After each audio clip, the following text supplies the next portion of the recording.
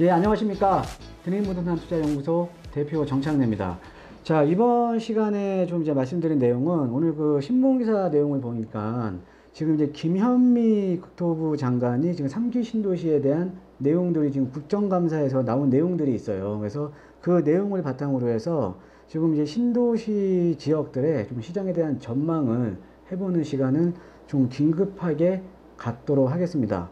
자, 제가 이제 기존에도 말씀드렸듯이 이번에 나온 수도권 주택 공급 확대 방안에서도요, 가장 좀 이렇게 관전 포인트, 핵심적인 포인트가 될 게, 물론 뭐 이제 수도권에 대한 공공택지라던가 이런 여러 가지 이제 확대 방안이 나왔는데, 그 중에서도 가장 중요한 게 이제 3기 신도시에 대한 내용입니다. 3기 신도시에 대한 내용은 계속 여러분들도 좀 이제 좀 관심 있게 지켜보셔야 돼요. 그래서 제가 지난 강의에 좀 강조를 해드렸는데, 마침 이제 3기 신도시에 대한 내용들이 나와 있어서 먼저 한번 이제 신문기사 내용 한번 읽어보고 한번 가도록 하죠. 예. 지금 이제 김현미 이제 국토부 장관은 지금 3기 신도시죠. 이번에 수도권 주택공급 확대 방안에 나왔던 3기 신도시 등에 대해서 수도권 택지 후보지 발표 시에 교통대책을 포함시키겠다고 이제 밝혔습니다. 자, 그래서 이 의미는 어떤 의미냐면, 그러니까는 지금 우리가 기존에 지금 이제 9일 이제 수도권 주택공급 확대 방안을 한번 볼게요. 여기에 보면, 자, 대규모 택지를 조성해서 약 한 20만호로 이제 공급을 한다라는 거죠. 그래서 서울과 인접한 지역에, 이 인접한 지역은 어디냐면 서울하고요, 1기 신도시 사이 지역입니다. 이 지역에 100만 평 이상의 대규모 택지를 4, 5개 정도 조성을 하겠다. 그래서 연내에 한두 개 정도는 이제 발표를 하겠다라고 했죠.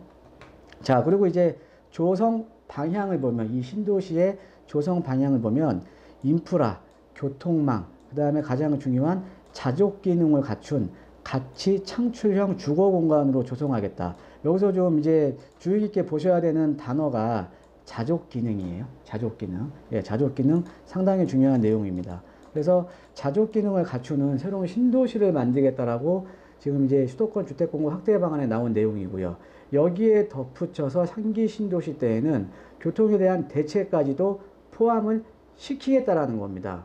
자, 그래서 앞으로 이제 지금 보면 예전에 제가 한번 설명을 한번 해드렸는데 자료를 한번 볼게요. 자, 자료를 보면요.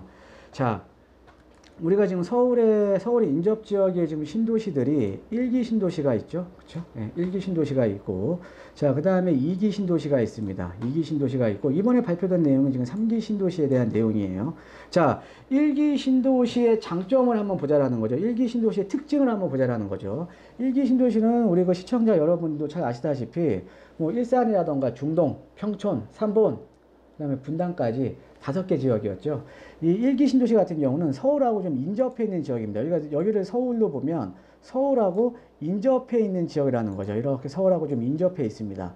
서울하고 인접해 있는 지역이고, 그래서 직주 근접성이 상당히 좋아요. 그러니까 서울과의 도심과의 접근성이 아주 좋다라는 거죠.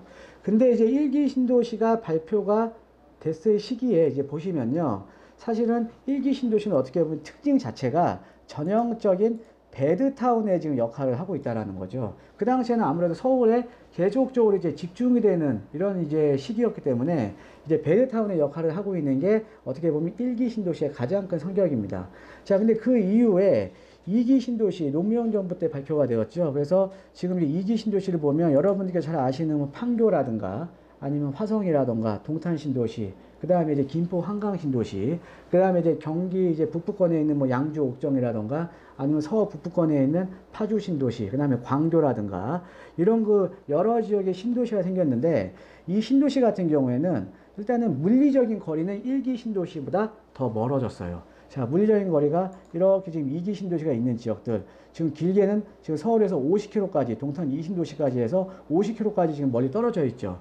자, 그런데 그러니까 이 2기 신도시 같은 경우에는 1기 신도시보다는 서울과의 물리적인 접근성이 1기 신도시에 비해서 물리적인 접근성이 상당히 떨어집니다. 그런데 이제 2기 신도시가 가지고 있는 장점은 어떤 거냐면, 일단은 자족 기능을 강화시켰다라는 거죠. 그러니까 우리가 지금 평택 같은 경우에도 이제 고덕 국제 신도시 여러 대기업들이 지금 이제 이전을 하고 있죠. 그 다음에 판교 신도시도 마찬가지고 광교도 마찬가지고요. 이 2기 신도시의 가장 큰 특징은 자족 기능을 갖추고 있다라고 이제 보시면 되겠습니다. 자, 제가 항상 이제 강조해 드리는 게 부동산의 주택 가격을 결정하는 요인 중에 가장 중요한 게 뭐예요? 바로 직주잖아요. 직주근접. 일단 직주근접이 좋아야 그만큼 주거에 대한 수요가 있는 거고, 그만큼 주변에 일자리가 있어야 수요가 있는 것만큼 그게 가격에 반영이 된다라는 거죠. 자, 이렇게 해서 1기 신도시하고 2기 신도시의 장점들을 보면요. 장점만 나열을 해보면 정리를 한번 해드릴게요. 1기 신도시는 서울과의 물리적인 거리가 상당히 가깝다. 반면에 전형적인 베드타운이고요. 2기 신도시는 서울과의 물리적인 거리는 1기 신도시와 비교해 봐주면 멀지만 장점은 성격은 이 자족 기능을 갖추고 있다라고 이제 보시면 되겠습니다. 자, 그런데 이번에 지금 김현미 국토부 장관이 지금 3기 신도시에 대한 내용을 좀 언급을 하는 내용을 보면, 자, 3기 신도시는요, 지금 서울과 1기 신도시 사이에 지금 생기는 거잖아요. 그러니까 당연히 어때요? 이 정도쯤에 생기는 거니까 당연히 1기 신도시만큼의 어때요?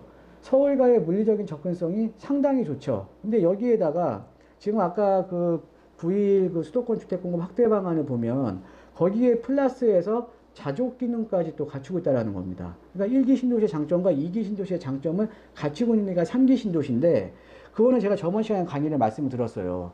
근데 거기에다가 이번에 교통대책까지 포함을 시키겠다라고 지금 나왔다라는 거죠. 물론 이 교통대책이 지금 약간 2기 신도시 같은 경우에 지금 서울과의 물리적인 접근성이 안 좋은 지역들이 좀 일부 지역이 있잖아요. 신도시 중에. 그런 지역들까지 물론 이제 포함돼서 이제 나오는 거긴 하지만, 만약에 이 3기 신도시가 교통대책까지 포함이 돼서 나온다라 그러면 제가 그때 말씀드렸듯이 2기 신도시 지역에 지금 도심과의 접근성이 떨어지는 일부 지역, 그 다음에 아직 지금 분양을 안 한 데도 상당히 많거든요. 지금 파주, 운정, 뭐, 3지구 같은데, 이런 데는 지금 아직 분양도 시작도 안 했잖아요.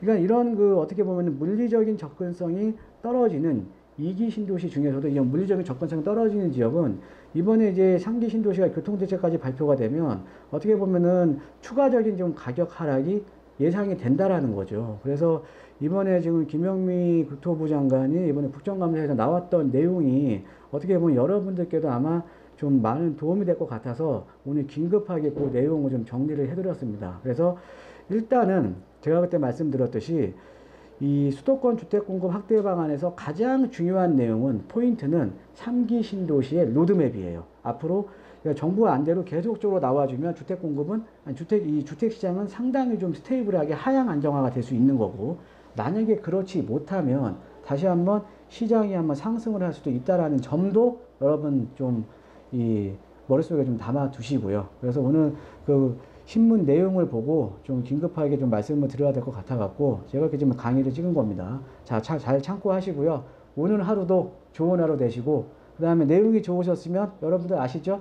예, 3종 세트예요. 3종 세트. 구독하기, 그 다음에 알림 버튼, 그 다음에 또 뭐 있죠? 구독하기, 알림 버튼, 그 다음에 뭐 좋아요. 예, 3가지 눌러주시면 되겠습니다. 예, 오늘 하루도 좋은 하루 되시고 오늘 강의는 여기서 마치도록 하겠습니다. 예, 감사합니다.